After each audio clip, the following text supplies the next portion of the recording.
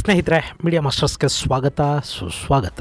ಗೆಳೆಯರೆ, ದೆಹಲಿಯಲ್ಲಿ ನಡೀತಾ ಇರೋ ಹೈಡ್ರಾಮಾ ಈಗ ಸಾಕಷ್ಟು ಕುತೂಹಲಕ್ಕೆ ಕಾರಣವಾಗ್ತಾ ಇದೆ. ಅಬಕಾರಿ ನೀತಿಯಲ್ಲಿ ಅವ್ಯವಹಾರ ನಡೆದ ಪ್ರಕರಣಕ್ಕೆ ಸಂಬಂಧಪಟ್ಟ ಹಾಗೆ ದೆಹಲಿಯ ಉಪಮುಖ್ಯಮಂತ್ರಿ ಮನೀಶ್ ಸಿಸೋಡಿಯಾ ಬಂಧನದ ಬೆನ್ನಲ್ಲೇ ಈಗ ಅಲ್ಲಿನ ಮುಖ್ಯಮಂತ್ರಿ ಅರವಿಂದ್ ಕೇಜ್ರಿವಾಲ್ ಅವರನ್ನು ಕೂಡ ಸಿಬಿಐ ವಿಚಾರಣೆ ನಡೆಸೋದಕ್ಕೆ ಶುರು ಮಾಡಿದೆ. ಈಗಾಗಲೇ ಒಮ್ಮೆ ಅರವಿಂದ್ ಕೇಜ್ರಿವಾಲ್ ಅವರನ್ನ ಸಿಬಿಐ ಸುಮಾರು 9 ಗಂಟೆಗಳ ಕಾಲ ಪ್ರಶ್ನಿಸಿದೆ. ಮುಂದೆ ಅಗತ್ಯ ಬಿದ್ದರೆ ಮತ್ತೊಮ್ಮೆ ವಿಚಾರಣೆಗೆ ಕರೆಯುವ ಸಾಧ್ಯತೆಗಳು ಕೂಡ ಇವೆ. ಸಾಮಾನ್ಯವಾಗಿ ಸಿಬಿಐ 1-2 ಬಾರಿ ವಿಚಾರಣೆಗೆ ಯಾರನ್ನಾದರೂ ಕರೀತು ಅಂದ್ರೆ ಅವ್ರನ್ನ ಖಂಡಿತ ಬಂಧಿಸುವ ಸಾಧ್ಯತೆಗಳಿರುತ್ತವೆ ಅನ್ನೋ ಒಂದು ಮಾತಿದೆ. ನಮ್ಮ ಪೊಲೀಸರು ಹಾಗೆ ಸೀದಾ ಒಂದೇ ಬಾರಿ ಬಂದು ಯು ಆರ್ ಅಂಡರ್ ಅರೆಸ್ಟ್ ಅಂತ ಸಿನಿಮಾಗಳಲ್ಲಿ ಹೇಳ್ತಾರಲ್ಲ, ಹಾಗೆ ಸಿಬಿಐ ಸಿಐಡಿ ಅಧಿಕಾರಿಗಳು ಯಾರನ್ನೂ ಅರೆಸ್ಟ್ ಮಾಡೋದಿಲ್ಲ. ಬದಲಿಗೆ ಅವರು ವಿಚಾರಣೆಗೆ ಕರೀತಾರೆ. ಅಲ್ಲಿ ಸೂಕ್ತ ಉತ್ತರ ಸಿಗಲಿಲ್ಲ ಅನ್ನಿಸಿದಾಗ, ಹೆಚ್ಚಿನ ವಿಚಾರಣೆಯ ಅಗತ್ಯ ಇದೆ ಅನ್ನಿಸಿದಾಗ, ಬಂಧಿಸಿ ವಿಚಾರಣೆಗೆ ಒಳಪಡಿಸಿದ್ರೆ ಮಾತ್ರ ಸತ್ಯ ಹೊರಬರುತ್ತೆ ಅನ್ನಿಸಿದಾಗ, ಪ್ರಕರಣದಲ್ಲಿ ಭಾಗಿಯಾಗಿದ್ದಾರೆ ಅನ್ನೋದು ಖಚಿತವಾದಾಗ, ಬಂಧಿಸದೇ ಇದ್ರೆ ಸಾಕ್ಷ್ಯಾಧಾರಗಳನ್ನ ನಾಶ ಮಾಡೋ ಸಾಧ್ಯತೆಗಳಿವೆ ಅನ್ನಿಸಿದಾಗ ಮಾತ್ರ ಸಿಬಿಐ ಅಥವಾ ಸಿಐಡಿ ಅಧಿಕಾರಿಗಳು ಬಂಧನದ ಪ್ರಕ್ರಿಯೆಯನ್ನು ಪೂರ್ಣಗೊಳಿಸುತ್ತಾರೆ. ಇನ್ನು ಮನೀಶ್ ಸಿಸೋಡಿಯಾ ಅವರನ್ನ ಕೂಡ ವಿಚಾರಣೆಗೆ ಕರೆದ ನಂತರವೇ ಸಿಬಿಐ ಅಧಿಕಾರಿಗಳು ಬಂಧಿಸಿ ಜೈಲಿಗೆ ಕಳುಹಿಸಿದ್ದು. ಹೀಗಾಗಿ ಈಗ ಅರವಿಂದ್ ಕೇಜ್ರಿವಾಲ್ ಅವರನ್ನು ಕೂಡ ಬಂಧನಕ್ಕೀಡು ಮಾಡಲಾಗತ್ತಾ ಅನ್ನೋ ಅನುಮಾನಗಳು ದೆಹಲಿಯ ರಾಜಕೀಯ ವಲಯದಲ್ಲಿ ತೀವ್ರ ಚರ್ಚೆಗೆ ಕಾರಣವಾಗ್ತಾ ಇವೆ. ಆದ್ರೆ ಗೆಳೆಯರೆ, ಒಂದು ರಾಜ್ಯದ ಮುಖ್ಯಮಂತ್ರಿಯನ್ನ ಹಾಗೆ ಸಿಬಿಐ ಅಥವಾ ಇನ್ಯಾವುದೇ ತನಿಖಾ ಸಂಸ್ಥೆ ಅಷ್ಟು ಸುಲಭವಾಗಿ ಬಂಧಿಸಿ ಬಿಡೋದಕ್ಕೆ ಸಾಧ್ಯ ಆಗುತ್ತಾ? ಜನರಿಂದ ಆರಿಸಿ ಬಂದ ಜನಪ್ರತಿನಿಧಿಗೆ, ಸರ್ಕಾರವೊಂದರ ಮುಖ್ಯಸ್ಥನಿಗೆ ಸಂವಿಧಾನಾತ್ಮಕವಾಗಿ ಯಾವುದಾದರೂ ರಕ್ಷಣೆಗಳಿರುತ್ತವಾ? ಇದುವರೆಗೆ ಯಾವುದಾದರೂ ಹಾಲಿ ಮುಖ್ಯಮಂತ್ರಿಗಳ ಬಂಧನ ಆಗಿದೆಯಾ? ಮುಖ್ಯಮಂತ್ರಿಗಳು, ಮಂತ್ರಿಗಳ ಮೇಲೆ, ಜನಪ್ರತಿನಿಧಿಗಳ ಮೇಲೆ ದಾಖಲಾಗುವ ಪ್ರಕರಣಗಳಿಗೆ ಭಾರತದಲ್ಲಿ ಲೀಗಲ್ ಇಮ್ಯುನಿಟಿಯನ್ನು ಕೊಡಲಾಗಿದೆಯಾ ಅನ್ನೋ ಬಗ್ಗೆ ಒಂದಷ್ಟು ಮಾಹಿತಿಯನ್ನ ನಾವಿಲ್ಲಿ ನೋಡೋಣ.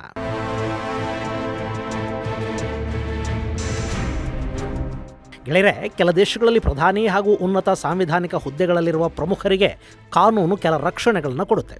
ಈಗ ಇಸ್ರೇಲಲ್ಲಿ ಅಧಿಕಾರದಲ್ಲಿರುವವರಿಗೆ ಪ್ರಧಾನಿಯನ್ನು ಬಂಧಿಸಿ ವಿಚಾರಣೆಗೆ ಒಳಪಡಿಸುವಂತಿಲ್ಲ. ಆದರೆ ಭಾರತದಲ್ಲಿ ಪ್ರಧಾನಿಯಾದರೂ, ಸಾಮಾನ್ಯ ಮನುಷ್ಯ ಆದರೂ ಕಾನೂನು ಅನ್ನೋದು ಎಲ್ಲರಿಗೂ ಒಂದೇ. ತಪ್ಪು ಮಾಡಿದ ಸಂದರ್ಭದಲ್ಲಿ ಸಾಮಾನ್ಯನ ಜೊತೆಗೆ ಹೇಗೆ ಕಾನೂನು ನಡ್ಕೊಳ್ಳುತ್ತೋ ಹಾಗೇನೆ ಪ್ರಧಾನಿ ಮತ್ತು ಮುಖ್ಯಮಂತ್ರಿಯ ಜೊತೆ ಕೂಡ ನಡ್ಕೋಬೇಕು ಅಂತ ಹೇಳುತ್ತೆ ಭಾರತದ ಕಾನೂನು. ಇಲ್ಲಿ ಯಾವುದೇ ರೀತಿಯ ವಿಶೇಷ ಇಮ್ಯುನಿಟಿಗಳನ್ನ ಯಾರಿಗೂ ಕೊಡಲಾಗಿಲ್ಲ. ಆದರೆ ಸಂವಿಧಾನ ಬಂಧನ ಹಾಗೂ ಕಾನೂನು ಕ್ರಮಗಳಿಂದ ವಿನಾಯಿತಿಯನ್ನ ಕೇವಲ ರಾಷ್ಟ್ರಾಧ್ಯಕ್ಷರಿಗೆ ಮತ್ತು ಗವರ್ನರ್ಗಳಿಗೆ ಮಾತ್ರ ಕೊಡುತ್ತೆ.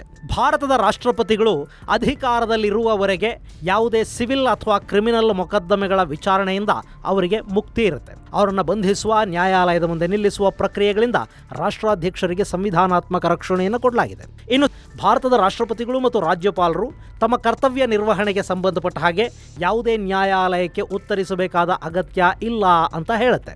ರಾಷ್ಟ್ರಪತಿ ಅಥವಾ ಯಾವುದೇ ರಾಜ್ಯದ ರಾಜ್ಯಪಾಲರು ತಮ್ಮ ಕರ್ತವ್ಯ ನಿರ್ವಹಣೆಯ ಸಂದರ್ಭದಲ್ಲಿ ತೆಗೆದುಕೊಳ್ಳುವ ಯಾವುದೇ ನಿರ್ಧಾರ ಮತ್ತು ಅವರ ಅಧಿಕಾರ ಹಾಗೂ ವಿಧಿ ನಿರ್ವಹಣೆಗೆ ಸಂಬಂಧಿಸಿದ ಯಾವುದೇ ತಕರಾರುಗಳಿಗೂ ಅವರು ಯಾವ ನ್ಯಾಯಾಲಯದ ಮುಂದೆಯೂ ಉತ್ತರ ಕೊಡಬೇಕಾದ ಅಗತ್ಯ ಇಲ್ಲ ಮತ್ತು ಅವರ ಕರ್ತವ್ಯ ನಿರ್ವಹಣೆಯನ್ನ ಪ್ರಶ್ನಿಸುವಂತಿಲ್ಲ ಅಂತ ಆರ್ಟಿಕಲ್ 361 ಹೇಳುತ್ತೆ. ಇಲ್ಲಿ ಭಾರತದ ರಾಷ್ಟ್ರಪತಿ ಮತ್ತು ರಾಜ್ಯಪಾಲರಿಗೆ ಸಂವಿಧಾನ ಕಾನೂನು ಕ್ರಮಗಳಿಂದ ವಿನಾಯಿತಿಯನ್ನ, ರಕ್ಷಣೆಯನ್ನ ಒದಗಿಸಿಕೊಡ್ತಾ ಇದೆ. ಅವರು ಅಧಿಕಾರದಲ್ಲಿರುವವರೆಗೆ ಅವರ ಮೇಲೆ ಕ್ರಿಮಿನಲ್ ಆರೋಪಗಳು ಬಂದರೂ ಕೂಡ ಅವರನ್ನು ಬಂಧಿಸಿ ವಿಚಾರಣೆಗೆ ಒಳಪಡಿಸೋದಕ್ಕೆ ಸಾಧ್ಯ ಆಗೋದಿಲ್ಲ.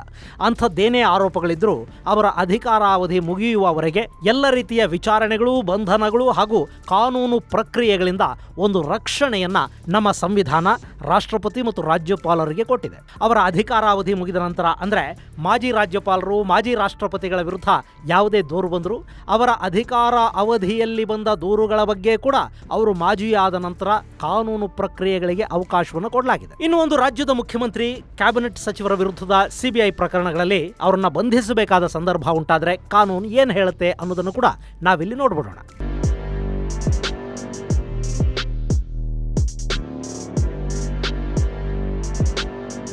ಗೆಳೆಯರೆ, ಸಿಬಿಐ ತನಿಖೆ ಮತ್ತು ಬಂಧನಗಳ ಬಗ್ಗೆ ನಾವಿತ್ತೀಚೆಗೆ ತುಂಬಾನೇ ಕೇಳ್ತಾ ಇದ್ದೀವಿ. ರಾಜ್ಯಗಳ ಉಪಮುಖ್ಯಮಂತ್ರಿಗಳು, ಸಚಿವರು, ಶಾಸಕರು ಹೀಗೆ ಸಾಕಷ್ಟು ಮಂದಿಯ ವಿರುದ್ಧ ಸಿಬಿಐ ಪ್ರಕರಣಗಳು ದಾಖಲಾಗಿವೆ, ತನಿಖೆಗಳು ನಡೀತಾ ಇವೆ, ಬಂಧನಗಳು ಕೂಡ ಆಗ್ತಾ ಇವೆ. ಇಲ್ಲಿ ಕ್ರಿಮಿನಲ್ ಪ್ರೊಸೀಜರ್ ಕೋಡ್ 1973 ಪ್ರಕಾರ ಯಾವುದೇ ವ್ಯಕ್ತಿಯನ್ನ ಅಥವಾ ಯಾವುದೇ ಸಚಿವ, ಸಂಸದ, ಮುಖ್ಯಮಂತ್ರಿಯನ್ನು ಕೂಡ ನ್ಯಾಯಾಲಯದ ವಾರೆಂಟ್ ಪಡೆದು ತನಿಖಾ ಏಜೆನ್ಸಿಗಳು ಯಾವುದೇ ಸಂದರ್ಭದಲ್ಲಿ ಬಂಧಿಸೋದಕ್ಕೆ ಅವಕಾಶಗಳನ್ನು ಕೊಡಲಾಗಿದೆ. ಹಾಗೆ ಯಾವುದೇ ವ್ಯಕ್ತಿಯ ಬಂಧನಕ್ಕೆ ಸಂಬಂಧಪಟ್ಟ ಹಾಗೆ ನ್ಯಾಯಾಲಯ ನ್ಯಾಯಾಲಯ ಅರೆಸ್ಟ್ ವಾರೆಂಟ್ ಜಾರಿ ಮಾಡಿದ ನಂತರ ಅವನನ್ನು ಬಂಧಿಸಬೇಕಾ ಬೇಡವಾ ಅನ್ನೋ ಬಗ್ಗೆ ತನಿಖಾಧಿಕಾರಿ ತನ್ನ ವಿವೇಚನೆಗೆ ಕೆಲಸ ಕೊಡಬೇಕಾದ ಅಗತ್ಯ ಇರೋದಿಲ್ಲ.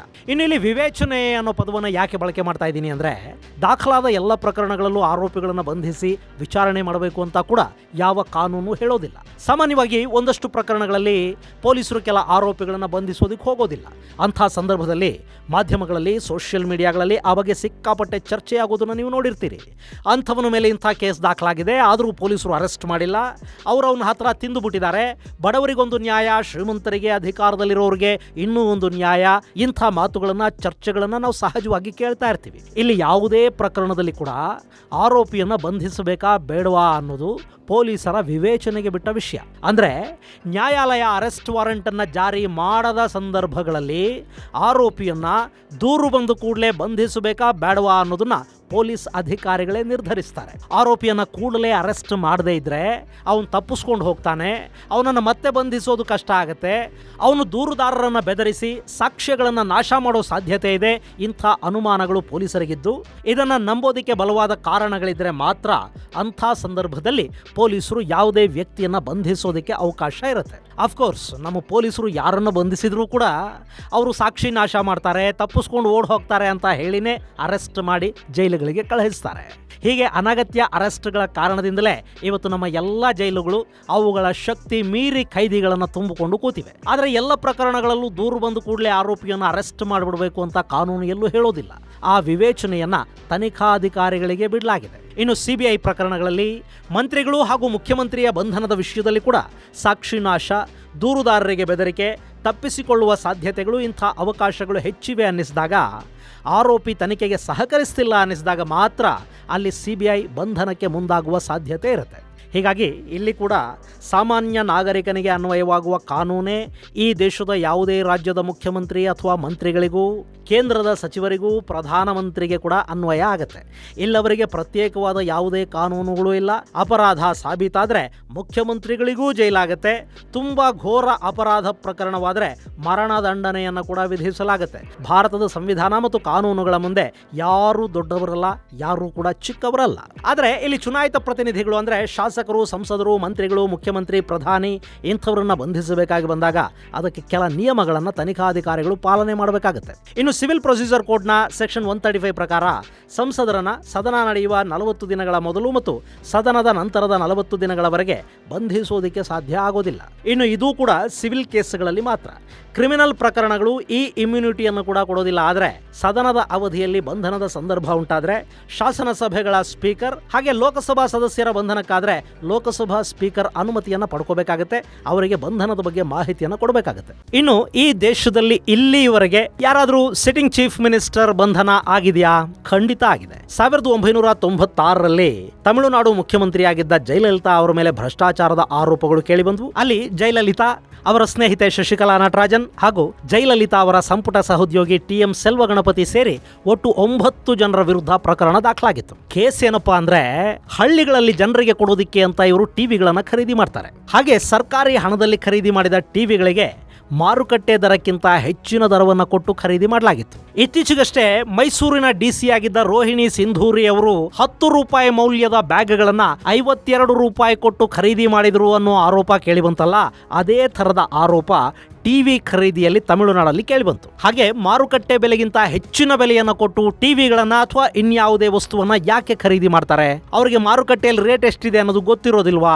ಖಂಡಿತ ಗೊತ್ತಿರುತ್ತೆ. ಇಲ್ಲಿ ಹೆಚ್ಚುವರಿ ಹಣ ಕೊಡುವಾಗ ಆ ಹಣವನ್ನ ಕಿಕ್ ಬ್ಯಾಕ್ ರೂಪದಲ್ಲಿ ಜಯಲಲಿತಾ, ಶಶಿಕಲಾ ಮತ್ತು ಅವರ ಸಂಪುಟದ ಸಹೋದ್ಯೋಗಿಗಳು ವಾಪಸ್ಸು ಪಡ್ಕೊಂಡಿದ್ರು ಮತ್ತು ಭ್ರಷ್ಟಾಚಾರ ನಡೆದಿದೆ ಅನ್ನೋದು ಅವರ ಮೇಲಿದ್ದ ಆರೋಪ. ಈ ಬಗ್ಗೆ ಪ್ರತಿಪಕ್ಷಗಳು ದೊಡ್ಡ ಮಟ್ಟದಲ್ಲಿ ಪ್ರತಿಭಟನೆಗಿಳಿದವು, ಮಾಧ್ಯಮಗಳು ಸುದ್ದಿ ಮಾಡಿದ್ವು, ಪ್ರಕರಣ ಕೂಡ ದಾಖಲಾಯಿತು. ಮುಖ್ಯಮಂತ್ರಿಯಾಗಿದ್ದ ಜಯಲಲಿತಾ ನಿರೀಕ್ಷಣಾ ಜಾಮೀನನ್ನು ಕೋರಿ ನ್ಯಾಯಾಲಯಕ್ಕೆ ಅರ್ಜಿಯನ್ನು ಸಲ್ಲಿಸಿದ್ರು. ಆದರೆ ಈ ಪ್ರಕರಣದಲ್ಲಿ ನಿರೀಕ್ಷಣಾ ಜಾಮೀನನ್ನು ಕೊಡೋದಕ್ಕೆ ನ್ಯಾಯಾಲಯ ನಿರಾಕರಿಸಿತು. ಜಾಮೀನು ಕೊಟ್ರೆ ಜಯಲಲಿತಾ ಅವರ ಬಂಧನ ಆಗೋದಿಲ್ಲ, ಅವರು ಹೊರಗೆ ಇರ್ತಾರೆ. ಅಧಿಕಾರದಲ್ಲಿ ಆಕೆ ಮುಂದುವರೆದ್ರೆ ಸಾಕ್ಷಿ ನಾಶ ಮಾಡುವ ಸಾಧ್ಯತೆಗಳಿರುತ್ತವೆ ಅನ್ನೋ ಕಾರಣಕ್ಕೆ ಜಯಲಲಿತಾ ಅವರಿಗೆ ಮತ್ತು ಅವರ ಸಹೋದ್ಯೋಗಿಗಳಿಗೆ ಜಾಮೀನು ಸಿಗಲಿಲ್ಲ. ಮುಂದೆ ಈ ಪ್ರಕರಣದಲ್ಲಿ ಜಯಲಲಿತಾ ಅವರನ್ನ ಉಳಿದೆಲ್ಲ ಆರೋಪಿಗಳ ಜೊತೆಗೆ ಪೊಲೀಸರು ಬಂಧಿಸಿದ್ರು. 1 ತಿಂಗಳ ಕಾಲ ಅವರು ಜೈಲಲ್ಲಿರಬೇಕಾಗಿ ಬಂತು. ಆ ನಂತರ ಅವರಿಗೆ ಜಾಮೀನು ಸಿಕ್ತು. ಇಲ್ಲಿ ಹೀಗೆ ಬಂಧನಕ್ಕೀಡಾದಾಗ ಜಯಲಲಿತಾ ತಮಿಳುನಾಡಿನ ಮುಖ್ಯಮಂತ್ರಿ ಆಗಿದ್ರು. ಇನ್ನು ಈ ಪ್ರಕರಣದ ಬಗ್ಗೆ 1998ರ ಮೇ 14ನೇ ತಾರೀಕು ಪೊಲೀಸರು ಚಾರ್ಜ್ ಶೀಟ್ ಅನ್ನು ಸಲ್ಲಿಸಿದ್ರು. ಅದೇ ವರ್ಷ ಡಿಸೆಂಬರ್ 28ನೇ ತಾರೀಕು ಸ್ಪೆಷಲ್ ಕೋರ್ಟ್ ಅಲ್ಲಿ ವಿಚಾರಣೆ ಪ್ರಾರಂಭ ಆಯಿತು. ಅದಾದ ಮೇಲೆ ಮೇ 29, 2000ರಲ್ಲಿ ನ್ಯಾಯಾಲಯ ಈ ಪ್ರಕರಣಕ್ಕೆ ಸಂಬಂಧಪಟ್ಟ ಹಾಗೆ ಜಯಲಲಿತಾ ಹಾಗೂ ಶಶಿಕಲಾ ಅವರನ್ನ ನಿರ್ದೋಷಿಗಳು ಅಂತ ಬಿಡುಗಡೆ ಮಾಡಿತು. ಇನ್ನುಳಿದ 7 ಮಂದಿಗೆ 5 ವರ್ಷಗಳ ಶಿಕ್ಷೆ ಮತ್ತು 10,000 ರೂಪಾಯಿಗಳ ದಂಡ ವಿಧಿಸಿತು. ಈ ತೀರ್ಪಿನ ವಿರುದ್ಧ ಅವತ್ತಿನ DMK ಸರ್ಕಾರ ಹೈಕೋರ್ಟ್ನ ಮೆಟ್ಟಿಲು ಹತ್ತಿತು, ಮೇಲ್ಮನವಿಯನ್ನ ಸಲ್ಲಿಸಿತು. ಕಡೆಗೆ 2009ರಲ್ಲಿ ಈ ಪ್ರಕರಣದ ಎಲ್ಲ ಆರೋಪಿಗಳನ್ನು ಹೈಕೋರ್ಟ್ ನಿರ್ದೋಷಿಗಳು ಅಂತ ಘೋಷಿಸಿ ಬಿಡುಗಡೆಗೆ ಆದೇಶ ಕೊಡ್ತು. ಇದು ಅಧಿಕಾರದಲ್ಲಿದ್ದ ಮುಖ್ಯಮಂತ್ರಿಯೊಬ್ಬರನ್ನ ಬಂಧಿಸಿದ್ದ ಮೊಟ್ಟ ಮೊದಲ ಪ್ರಕರಣ ಅನ್ನೋ ಕುಖ್ಯಾತಿಗೆ ಪಾತ್ರವಾಯಿತು. ಇದು ಜಯಲಲಿತಾ ಅವರಿಗೆ ಸಂಬಂಧಪಟ್ಟ ಪ್ರಕರಣ.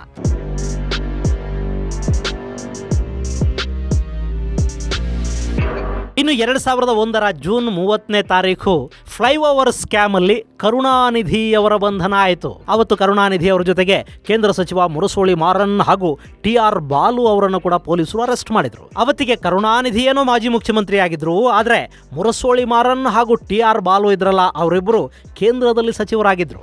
ಹೀಗೆ ಸಚಿವರಾಗಿದ್ದೂ ಕೂಡ ಅವರನ್ನ ಪೊಲೀಸರು ಅರೆಸ್ಟ್ ಮಾಡಿದ್ರು. ಇದಾದ ಮೇಲೆ ನಕಲಿ ಎನ್ಕೌಂಟರ್ ಪ್ರಕರಣದಲ್ಲಿ ಅವತ್ತಿನ ಗುಜರಾತ್ನ ಗೃಹ ಸಚಿವರಾಗಿದ್ದ ಅಮಿತ್ ಶಾ ಅವರನ್ನ ಇದೇ CBI ಬಂಧಿಸಿತ್ತು. ಇನ್ನು ಕರ್ನಾಟಕದ ಮಾಜಿ ಮುಖ್ಯಮಂತ್ರಿ ಯಡಿಯೂರಪ್ಪ ಅವರು ಕೂಡ ಜೈಲಿಗೆ ಹೋಗಿದ್ರಲ್ಲ, ಅವ್ರ ಬಗ್ಗೆ ನಾನು ಯಾಕೆ ಇಲ್ಲಿ ಹೇಳ್ತಾ ಇಲ್ಲ ಅಂತ ನೀವು ಕಾಮೆಂಟ್ ಬಾಕ್ಸ್ ಅಲ್ಲಿ ಕೇಳಬೇಕಾದ ಅಗತ್ಯ ಇಲ್ಲ. ಯಾಕೆಂದ್ರೆ ನಾನಿಲ್ಲಿ ಹೇಳ್ತಾ ಇರೋದು ಅಧಿಕಾರದಲ್ಲಿದ್ದಾಗಲೇ ಅರೆಸ್ಟ್ ಆದ ರಾಜಕಾರಣಿಗಳ ಬಗ್ಗೆ. ಯಡಿಯೂರಪ್ಪ ಅವರು ಜೈಲಿಗೆ ಹೋಗೋ ಹೊತ್ತಿಗೆ ಅವರು ಮಾಜಿ ಮುಖ್ಯಮಂತ್ರಿ ಅನ್ನಿಸ್ಕೊಂಡಿದ್ರು. ಹೀಗಾಗಿ ಆ ವಿಷಯದ ಬಗ್ಗೆ ನಾನಿಲ್ಲಿ ಪ್ರಸ್ತಾಪ ಮಾಡ್ತಾ ಇಲ್ಲ.